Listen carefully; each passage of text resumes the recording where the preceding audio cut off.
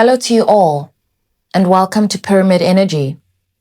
If you're new to the channel, I'm so pleased you're here. And if you're returning, welcome back. I've picked up on a thread.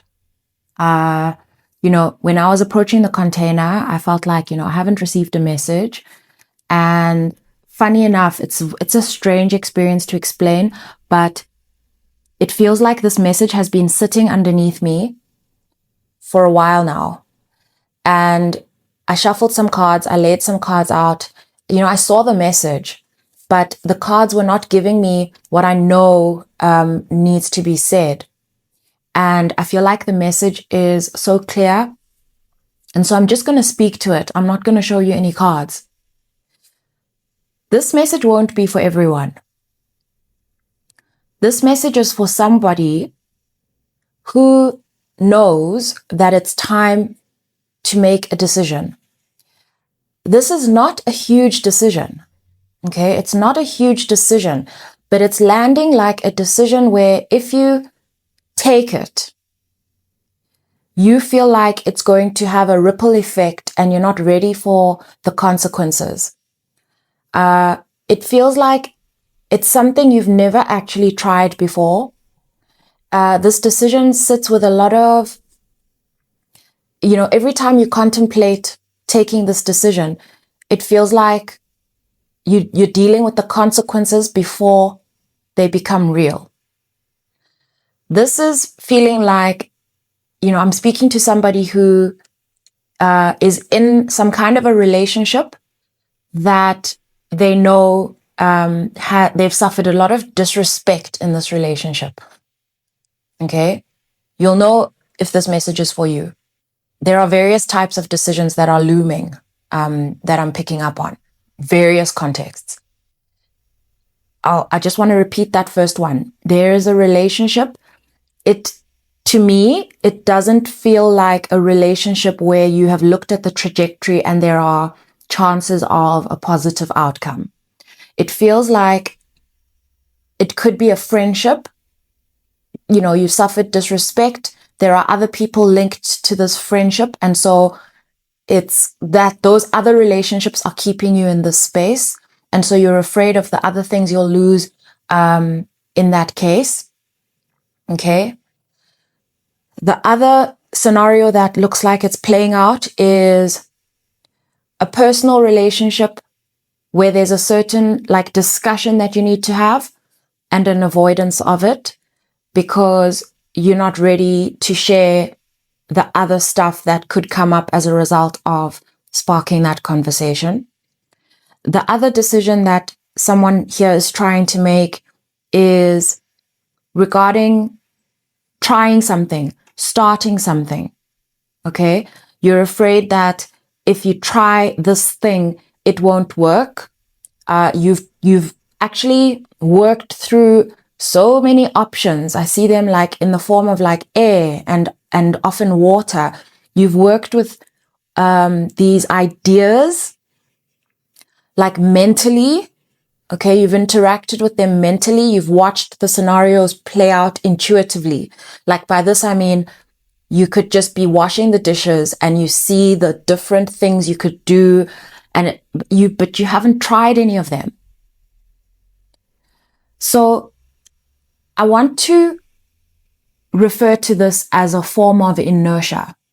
Okay, this is you going round and round and round and not actually taking the chance on yourself to grip on a different option. So as you're going round the cycle that you've been around many times, you're in a routine.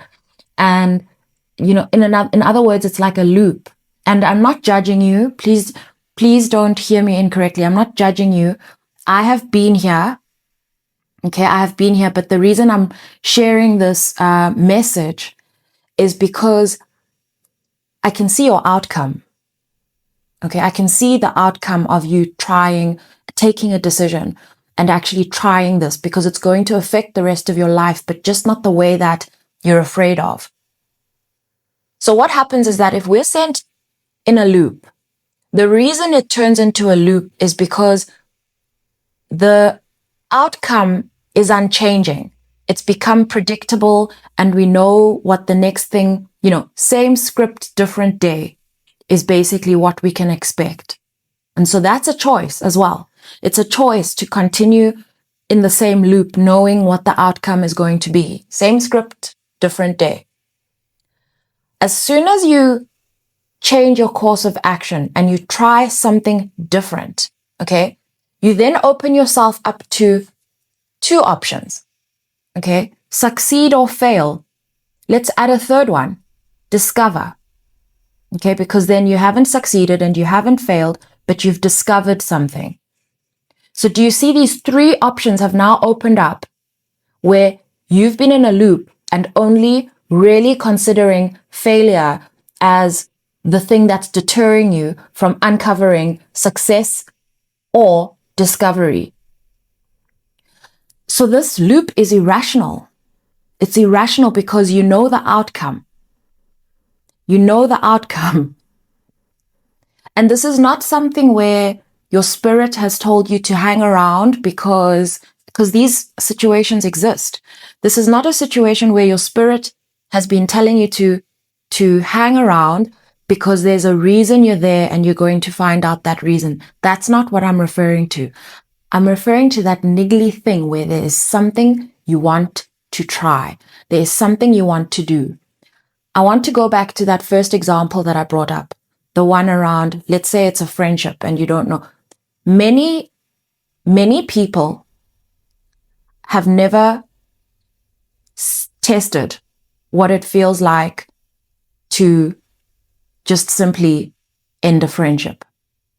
Okay, we often feel like we need solid justification and reasons and proof. And it's like the burden of proof sits with you to share why you no longer want to participate in a relationship that is not reciprocating fairly, disrespectful, people putting you down, speaking behind your back, manipulating you, gaslighting you, all these things.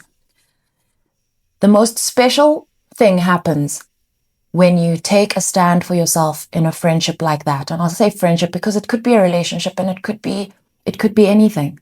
Okay. And if you're relating this to a job where it provides you with security, please don't take this advice as that. I'm referring to something where you know what you need to do. Okay. You know what you need to do. And so please use your discernment as you listen to me. I haven't said that in a while. Okay. What happens when we actually exercise a boundary, okay? Take action on a boundary in our lives that says, I love you and I see you and I see that you're unable to meet me where I believe you should be meeting me. I love myself more than my need to protect you from the outcome and outcomes of your decisions and your behavior. And I love you enough to allow you the opportunity to learn somewhere else how to treat people, how to actually treat yourself like you love yourself, because I have tried and that's not working. And so I'm going to open up more options for you. And so I'm no longer going to feed you with my energy that you use to continue keeping yourself in this cycle. And I'm not going to feed your cycle by sticking around. And I see you. I love you, but for now, this is it, okay? Because that's actually what it means to end a relationship. It's not a punishment. It's a form of like self-regulation and self-respect and ending a loop, because you could open up your container of energy and use your energy in other ways where perhaps in the future you'd actually have the energy to deal with and the words to communicate to this other person because there's also a chance, let's be honest, there's also a chance that there's something that you don't understand. Often we find that on the other side of a relationship, after we've stepped back and actually reviewed things, we can find more information that way than right up close. Because what I've learned is that, you could be dealing with things that you're able to ascertain from afar. But when you're up close with someone in a relationship, when you're too up close, you don't have that distance that allows you to have the perspective to be able to see what you're dealing with. You are zoned in. You're seeing in detail. You're seeing all these details that allow you to negate all the other behavior that you can't see when you're up close, because when you're up close, you're hearing exactly how they want you to hear things. You're seeing things exactly how they want you to see them. Whereas if you take a step back, you're able to see all the other facets and have a more balanced view. And so that's another reason why distance is actually so healthy. And you might find months down the line that you were wrong. You might find that. But then you have the opportunity to enter a different kind of relationship, a different type of friendship, even if it is with the same person, because you have perspective. And so that means that without that perspective, without that distance, you're going to remain in that loop. Okay? The other scenario that I really want to deal with is the one where we want to take a leap on ourselves, on our intuition, and something that has been planted in our hearts and keeps playing out in our minds without effort. This is intuition. An idea we'll keep revisiting. In the meantime, you're out there looking at how not necessarily people are picking up on the ideas that you've come up with. Sometimes they do. Sometimes they do. There's an infinite number of ideas out there that you could catch on to. And so I do not believe in lost opportunities, because if it was meant to be yours, it will be yours.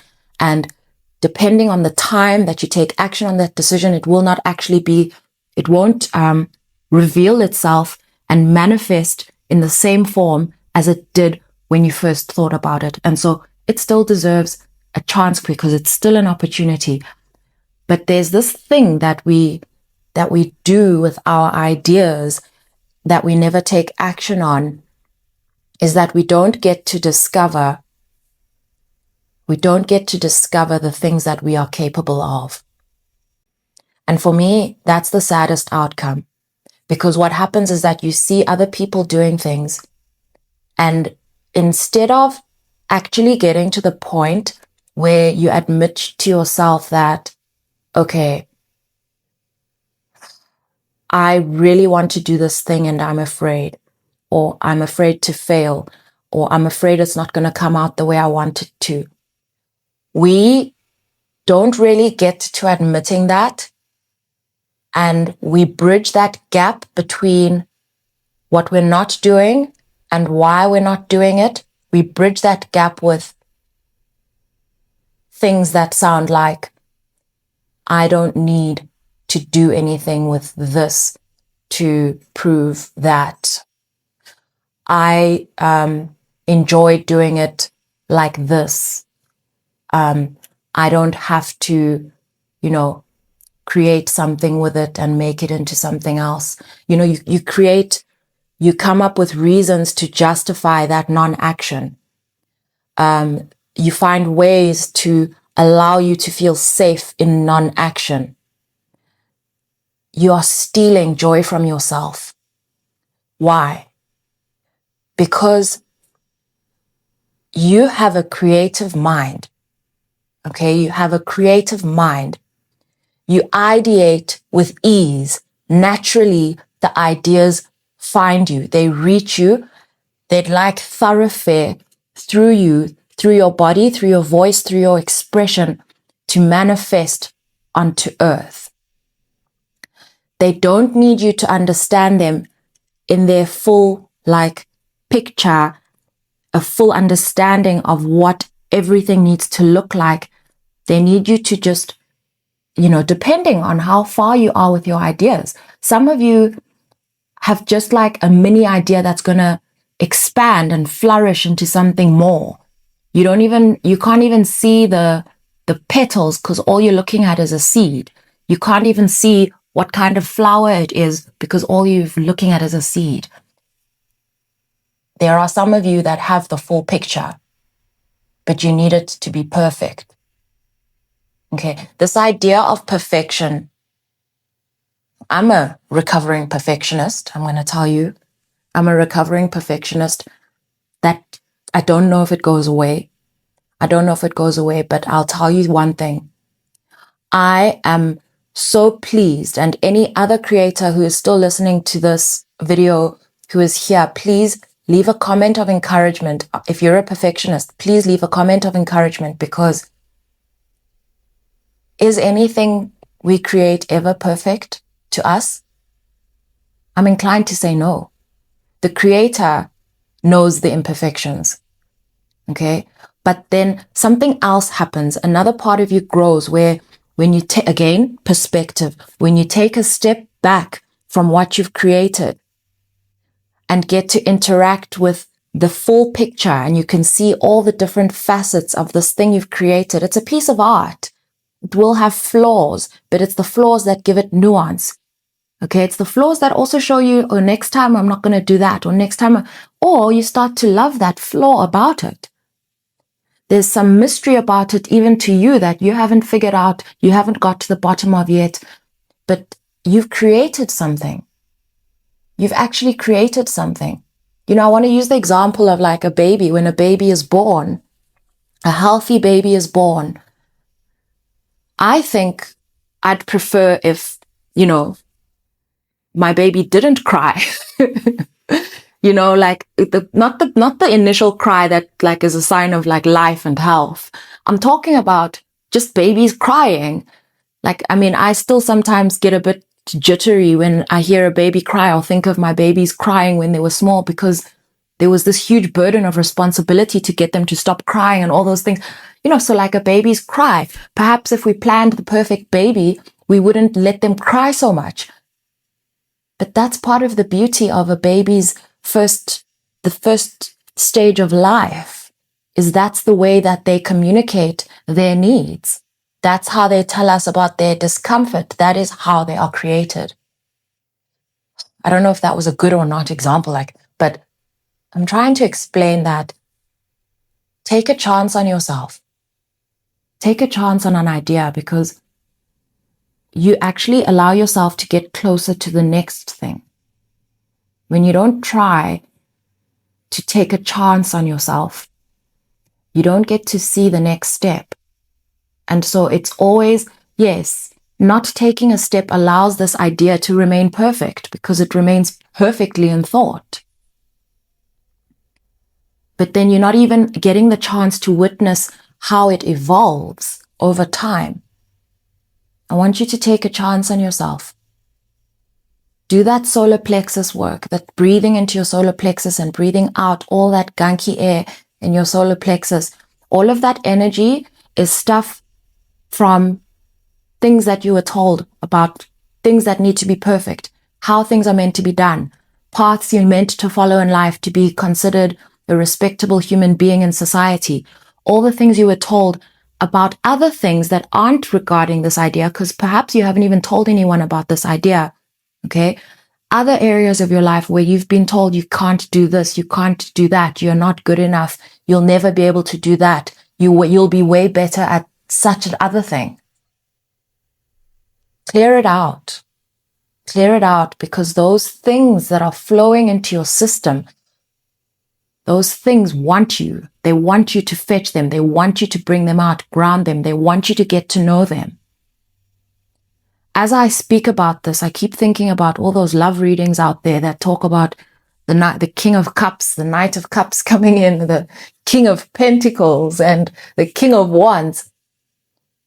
I think about all those readings, and I haven't talked about this in a long time, but all of those beautiful readings that readers are sharing right now, all those kings of all the suits are the masculine aspect of you trying to create something.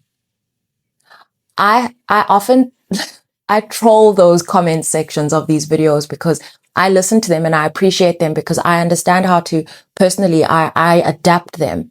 And so I've even watched the readers struggle to deliver like damningly good news, because, you know, even they feel bad for overpromising. But the truth is that they're not overpromising. It's that, and again, please listen with discernment, because I'm not here to break anyone's dreams, crush any dreams, but energy is energy. And so if there's a masculine aspect of a thing playing out in the sense of a romantic relationship, that reader's reading that energy and reading the energy of the masculine aspect of, let's say, an idea that's going to come to life, a project or an aspect of you. When the masculine aspect of you that requires you to take action, make decisions, create space, create protective space, boundaries for you to actually have a container that you can pour water into and contain what it is you're creating, put your love into, allow your love to be contained and not depleted by all these things that negate the thing that your heart desires. That is going to not correlate with the aspect of you that believes that this romantic relationship in all its perfection is going to arrive. And because in a sense, the same sense, this is energy. This is energy. I find these things often when I share this thought, I do end up hitting my head against the paradox. I do. But it's that paradox that has allowed me to lean more into myself, to rather than wait for that thing to happen, let's say that romance, overshare, that romance, to rather engage in this romance of my own life and my own creation. And I have something I've got something that I can look at and admire, something to write home about. If I hadn't made that decision, call it 3-4 years ago, because that's pretty much how long this can feel, I would still be waiting and in despair and without something I've created for myself. And so the rest I leave to the universe, but there are masculine aspects of me that I can take action on today. And so I'd like for you to embrace your power to make decisions. Some of them are mental decisions. Some of them are physical. The mental decisions are for example, today, perhaps the biggest decision you'll have made today is, I decide to stop not taking action on myself. Whatever it is, even those relationships and that friendship, it opens up space for other relationships that are more aligned with you. And unfortunately, it is very difficult for you to write. I'm trying not to express this in a finite way because not everything is so black and white. But the aspect of you, the version of you that deserves a more healthy and more fulfilling friendship or relationship, okay? That aspect of you, you haven't realized that aspect while you're currently confirming something less than that. Because when you take a decision to do something better for yourself, you're confirming your personal value. Your value rises in your eyes. You emit a different vibration to your world, and different types of people enter your world. And yes, they call them tests. Sometimes the universe drops a lesson on your doorstep. Happened to me many times. And I still ask myself, but I trust myself so much more now. I trust myself so much more now to make that call, because there are just so many levels of filters along the way. And so, this thing happens in stages, but if you feel in your gut that it's time to end a certain relationship, take a chance on yourself. Please take a chance on yourself. I love you so much. I don't know who this message was for, But I mean, before I even opened started the recording, I was starting to get annoyed with the cards because, you know, sometimes you just want to, I don't know, share a different type of message. But it was just forming so clearly within me, and that's what I have to share with you. Sending you so much love.